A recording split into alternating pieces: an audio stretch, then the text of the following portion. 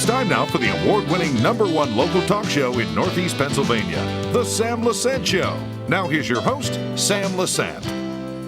Well, folks, Northeastern Pennsylvania, drugs, crimes, all kind of things happening. Is it all doom and gloom? What's that? Where are our cops? Are they protecting us? Well, the answer to the last part of that is yes, the cops are protecting us. And what's being done about the drugs and the crime that's happening in Northeastern Pennsylvania, particularly in the city of Hazleton. My guest today is our police chief, Frank DeAndrea, no stranger to the Sam Lesante Show. However, I am playing this show in the greater Pottsville area, also Kingston, Mountaintop, and Wilkes-Barre, because I think what we're going to discuss today is a benefit to all citizens. And so, Frank, thanks for coming on the show. Thanks for having me. Let me just tell you it on the onset. I'm not, and I don't say this to patronize you or your police department or the state police, etc. But my hat goes off to the Hazleton Police Department, the Pennsylvania State Police, the West Hazleton, Cunningham, Sugarloaf, Butler Township, Freeland, McAdoo. I don't want to Client Township, Beaver Meadows, all the Pottsville Police Department, Wilkes-Barre. Any cop, okay, that's out there today deserves an applaud. People saying thank you for protecting us, because we're living in a society today that's really crazy. And I think I want to share that with a lot of people saying you guys are doing a great job. Now, there's always the case where we have people that feel they're not doing enough, you guys are not doing what you should be doing, and unfortunately, there is crime. But I think sometimes, Frank, if you look at where we're at, if you look at Hazleton, if you look at different cities, I'm not saying it's good that we have the numbers, but we will find that we don't have as much crime as some of the other cities have. Right. Now, with that being said, Frank, before you became the chief of police in Hazleton, you wanted to do certain things, and now you're on the force about 15 months. What were some of the key things that you wanted to address, going back, bringing the clock back a little bit? Well, some of the initiatives were to try and get more police presence. Get as many cops as we could on the road, get police officers visible, driving marked cars, try to start to get crime watches involved, get them started up. Part of the police problem when you're dealing with being short-staffed is trying to gather all of the information you need. So it was important for us we wanted to try to, get crime watches involved, get some tips out to the community, because sometimes if we can prevent crime, it saves us from having to then respond, meaning it cuts the understaffed workload down. So being able to provide tips, and not to plug you, but the perfect example is Chief's Corner. On your show, being able to tell the public these are some of the things that you need to do or want to be able to do. One of the huge things that I wanted to make sure that our department did 14, 15 months ago was start to make sure that we had all of this interoperability, interdepartmental cooperation between task forces, the Attorney General's office, the state police, all of the municipal police departments, naturally the FBI, the DEA. So I've worked very hard at trying to foster those relationships, because that in turn becomes my force multiplier, so that instead of saying, okay, I'm 20 officers short, but I have other police departments to come in to help. Frank, sometimes I think, we heard the comment, you just had the successful drug raid in the city of Hazleton, and a lot of people, when they were interviewed, said, geez, it's a shame this town isn't the way it used to be. The scum came in, and they're destroying a good town, and we all recognize that. But I think sometimes, again, if people understand what you're doing, when you were on the news and you said, I encourage people to continue to call in the tips, because probably that drug was, that bust didn't happen overnight. There had to be a series of, a process that was worked to have that and be successful it is.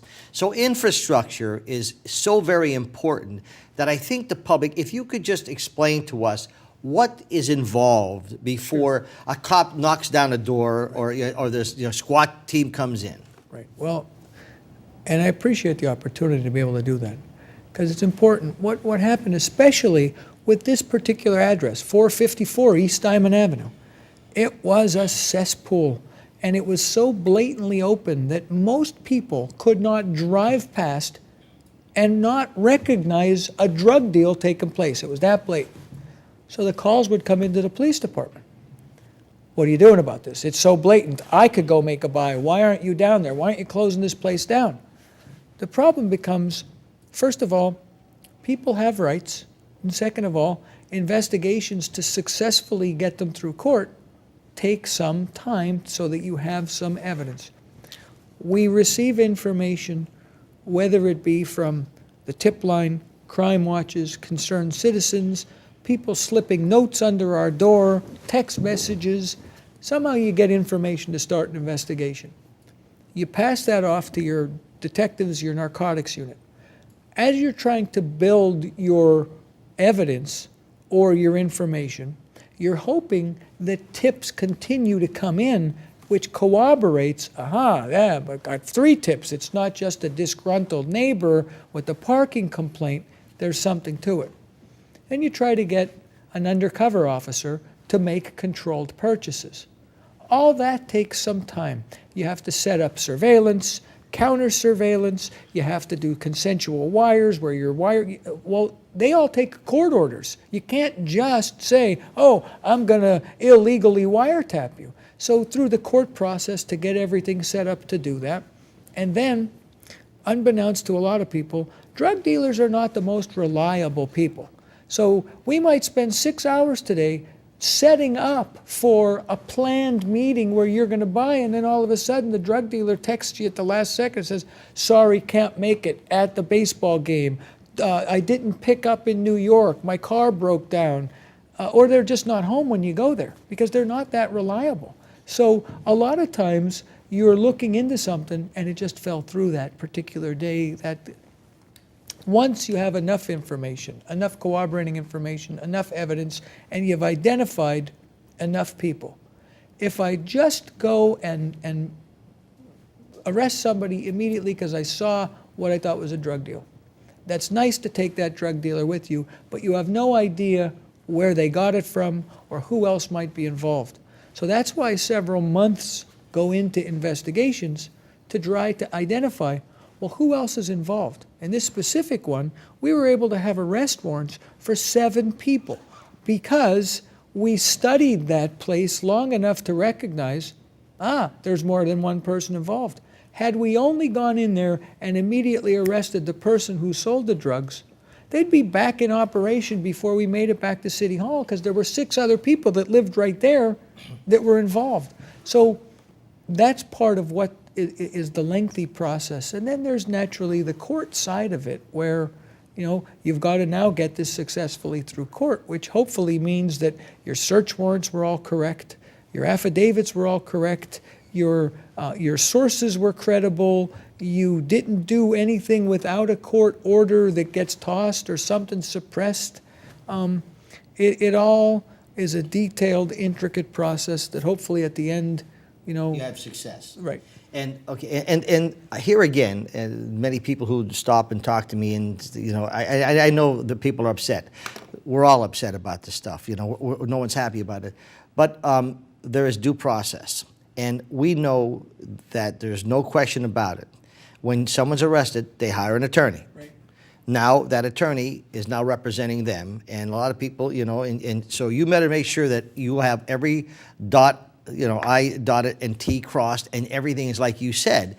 And that's what happens when sometimes people go, well, Sammy, they've been selling drugs up on whatever street, and I called them 10 times, and they don't care. They just let it get, not realizing that you could be probably in the process of doing that, and we don't want that to stop. Right. Police departments do not want that to stop. Those tips mean a lot. That's so important, and I'm happy that you brought that up, because the public was actually sometimes almost outraged with me, saying, why aren't you doing something? Yeah. What I couldn't tell them is, we've already been into this place 6 or 7 times with controlled buys, confidential informant surveillance, so I have to act surprised, 454, we'll look into it.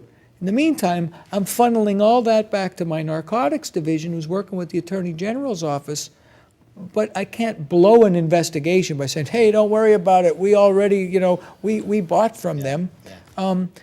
But the public needs to understand their information is critical, because sometimes we didn't know that something was happening until we get the first tip. I have a person who said to me, and I'm going to go to break pretty soon, but I had a person who said to me, you know, I take my phone out, I take pictures. And if they don't want, I'm sending them pictures anyway. I'm sending a picture of that car that was there. I'm sending them a picture of them, you know. And let me tell you something. The more information, correct me if I'm wrong, the more information you guys get, the better off it is, right? Folks, I'm talking to Police Chief Frank DeAndrea, and 15 months ago he said he was going to do certain things.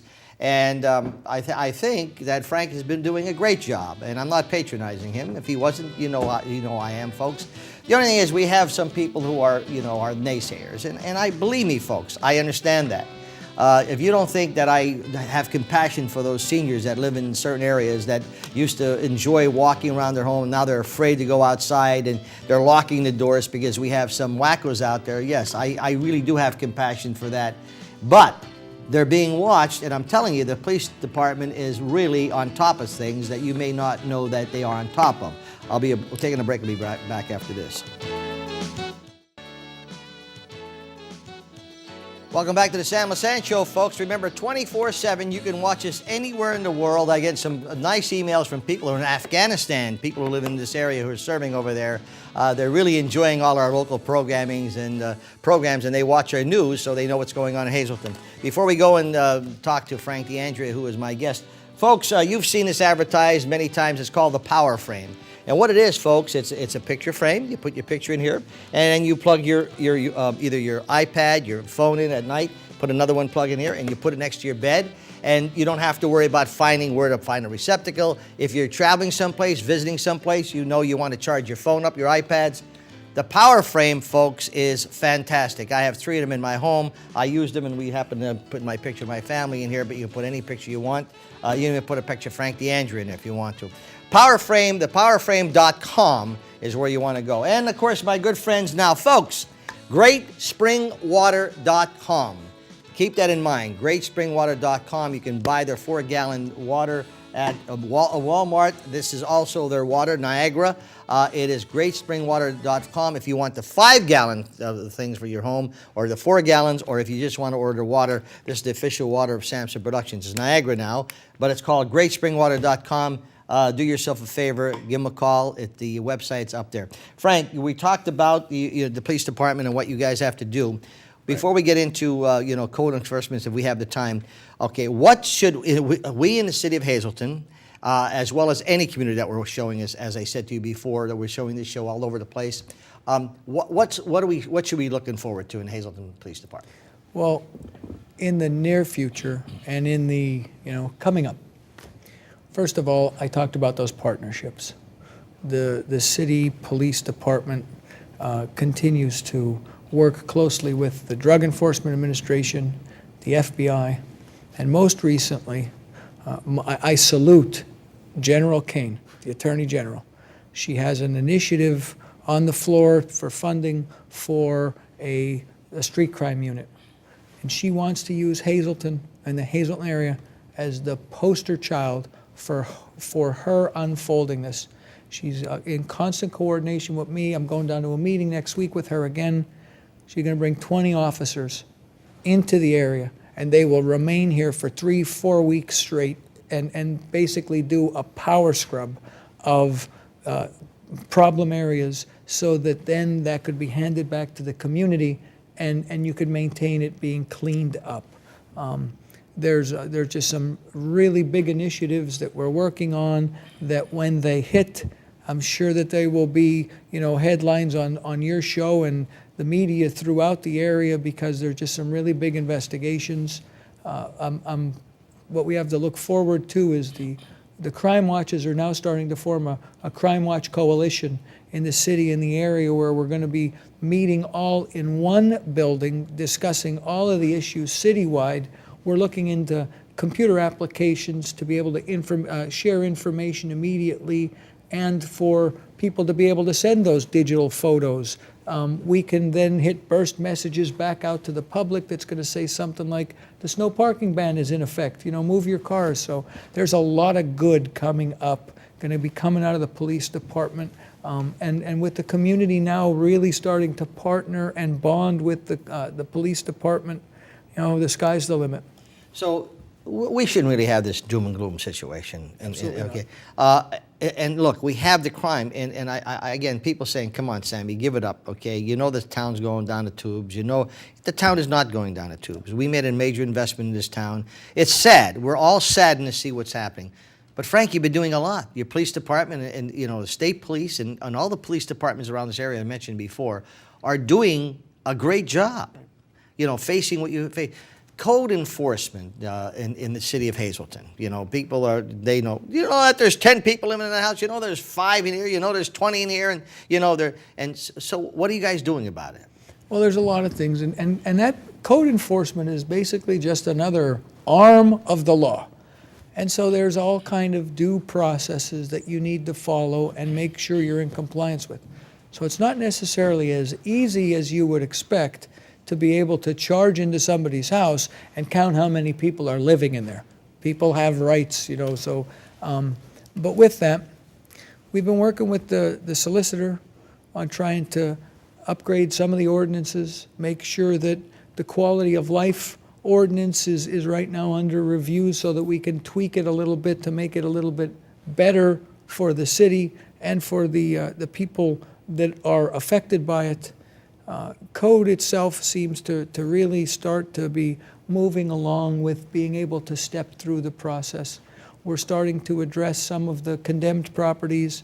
We have crime watches that are getting us a list of their vacant and abandoned properties in their neighborhood. Who better than the neighborhood to know what houses are empty? What we're trying to do with that list is we provide it to Luzerne County 911, ask them to put it into their database so that when the police get a call, 911 could automatically be saying, that's a vacant building. So we know somebody shouldn't be there to begin with. We're then going back to the crime watches saying, watch these places. If you notice activity, suspicious activity, cars that shouldn't be parked there, lights that are on, sounds coming from them, call the cops. We'll respond. Tell us if you know it's vacant. If it sounds like somebody's stealing copper pipe, they probably are. And so collectively, together, you know, this is one of the ways that code assist the police department, and we both assist the community. Okay, so now I invite you to be a main speaker, and I'm going to give you probably 100,000 people to talk to, okay? My show is seen by 100,000 people each week, and some agree, some disagree, but at least it's a show that we try to bring information to and not nonsense, okay? And I don't have an agenda. Right. I do have one agenda. I'm a pro-life person, so I don't want to be a hypocrite in that area. But what would you tell if you were the main speaker to 100,000 people, whatever? What would you tell? Well, I think from my law enforcement background, I'd like to tell everybody that the secret to success for our community and our police department and your show is to get involved. Is to remain involved, remain, you know, diligent in your passion. Your passion should be the community that you live in. So, because that's how Hazleton is starting to forge ahead. We have all of these concerned citizens, these good people, and now they're starting to see, hey, you know, we called about that place and look, something happened. We called code and they issued a citation. We called the chief of police and they knocked that house down. Getting involved and being willing to get involved, make those calls. Some people, Frank, do know that there's some things happening, Right. okay, but for fear, because you're dealing sometimes with people who do not care about your family, et cetera, and they'll shoot you as well to look at you. That's why I say hats off to all the police, law enforcement. What would you do if they really knew something but are afraid to expose their name because it may get back to them? What do you do? There's all kind of anonymous tip lines. There, you know, you can send a letter in the mail. If you truly want to be anonymous, you know, send a letter in the mail or drop it off. But you need to get the word to the people who are going to do something with it. That's critical. Otherwise, you might as well just, you know, sit there and say, bah, when the wolf comes to your door, either you're going to do something about it or you're going to be a sheep. You remember back when we were growing up, you know, and you lived in a neighborhood, and you were told, hey, listen, you just be concerned about your family. Whatever happens across the street or next door to you, that's their business. It's not your business. Unfortunately, today, it is your business. Absolutely. And if you don't make it your business, then you won't feel safe even when you're minding your own business. And that's the critical part. You've got to be willing, when you see things that you think are wrong, when you know they're wrong, to get involved. Otherwise, they'll never be cleaned up.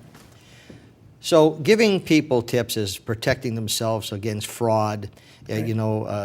because there's always people who are preying on the seniors, okay, and they're so loving. If Right. someone comes knocking on their door and, how are you, ma'am, and I'm representing the water department or whatever, what do you advise these people to do? And that's part of the double-edged sword of northeastern Pennsylvania, from Schuylkill County all the way up through Lackawanna County. We're such good-hearted, good-natured people who always want to help, that sometimes that is what causes us to be taken advantage of. And it's not only seniors, it's all the way from the youngest children all the way through to the oldest adults. So some of the things have to be, in today's day and age, you could still be good to people, but sometimes, instead of stopping to help that person, pull over, roll your window down a little bit, ask if they're okay, and use your cell phone to call a cop for them. Do you need help? I'll call. If someone's coming to your door and you didn't invite them, if you didn't call somebody to come fix your appliance and somebody's ringing the bell saying, we got a word that there's a leak, a water leak, we have to check your water main or something, leave them outside. Go into the house and call. And if you don't know who to call 911 and say, hey, I have somebody here who's telling me that they need to go down my basement to check. So the most important thing that you can do is remember that not everybody is honest. So if somebody's telling you something, it might not be what it appears. If you didn't order something and somebody's arriving to deliver it, you should question the delivery person. If you're unaware that there's a problem in your house, you should question the person who's coming saying, we're here because you have a problem. They're the quickest things that automatically come to mind as we roll into starting to get warm are all of the scams that automatically come up. And some of them are electronic, and they come in the form of an email, you just won the Nairobian lottery. The others are the ones where somebody knocks at your door because they have a Mr. Fix-It truck and say, hey, I noticed your roof needs shingling. I noticed that your asphalt needs repair. Do yourself a favor and either go on the internet or call a neighbor or call a reputable business and say, could you please come tell me if that needs fixed? Don't take the person who showed up at your door, because usually they're the scams. If somebody's selling meat out of the back of a pickup truck, I would tell you, I'd advise you not to buy it. If somebody's, if it seems like something's going on at your neighbor's house and you know that they're on vacation, they probably didn't come home early. Somebody's probably stealing something. It's normal, simple, common sense tips. Don't answer the door. Keep your doors and windows locked. Call 911. I stress, call 911. That's the key to success. Call the cops. Report things. Let us come check it out. Well, these are things that sometimes you tell people that, but sometimes it happens so fast that and some of them are so smooth. I watched a movie with my wife last night called Identity Thief. And it's so smooth how they call the person up and said, we understand there was something using your credit card. And oh my God, don't worry, we took care of it. But however, we do have a free offer for you that you get protection. And they say, yeah, sure, yeah. I mean, I don't want to see that happen. And then I need your name, your social security number set, and the person just took off. But it was comedy to a degree, but there was a story to be told. Frank, let me just say this to you once again. I think you're doing I think you and your police department, as well as all the police departments in this area, are doing a great job. Thank you. And they really are, you're really out there working as hard as you can. And I know, like you said, ask me if I had lunch today, and you didn't, because you're working all the time. And you're accessible. If there's any concerns that they have, give them a tip. I do appreciate you coming on the show. Thank and you I'll be so much. calling on you again to just keep us appraised of what's going on. Thanks Folks, for the opportunity. my guest, Hazleton Police Chief Frank DeAndrea. Folks, he said when he came on the show 15 months ago, these are the things I want to accomplish, and we see more policemen, we see more activity, we see more arrests, etc. And that's only the beginning. A lot more is going to happen, and yes, let's keep on working together, and so we can make it a nice area to live in all the areas we serve. My email, sam@ssptv.com, And don't forget, you can watch this show or any of our shows, the girls, all around the town, you know, at ssptv.com. Just hit shows. You can watch any show. They're all archived. We'll see you next time.